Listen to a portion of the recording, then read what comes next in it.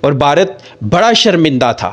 بڑی سبکی ہوئی تھی۔ ہزارہ پروپیگنڈے کے باوجود پاکستان کے حوالے سے، اس لڑائی ڈاگ فائٹ کے حوالے سے انہوں نے جو جھوٹ بولے، دنیا نے اب بعد میں سروے کر کے عالمی طاقتوں نے، عالمی ملکوں نے آ کے جب دیکھا کہ پاکستان کی طرف سے جس طرح، جس پروفیشنل انداز کے اندر ریٹیلیٹ کیا گیا تھا، وہ اپنی مثال آپ تھا۔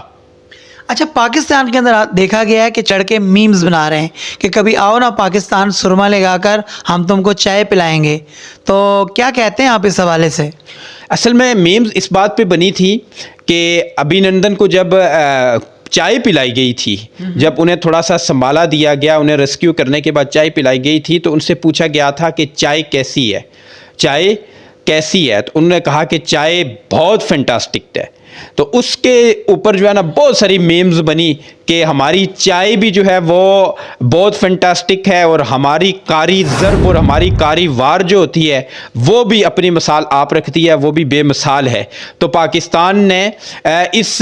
تھوڑی سی اس جنگ کے اندر جو ہم یوتھ کے لیے ایک بہت بڑی اس کے اندر جو ہے نا ایک میسیج اور پیغام ہے، وہ یہ کہ ہم لوگ جس جنریشن میں ہمارا تعلق ہے، ہمیں اگر کوئی ماضی کی تاریخ کے حوالے سے کنفیوز کرتا ہے، شر پسند عناصر، غیر ملک دشمن ممالک کے ایجنٹس ہمیں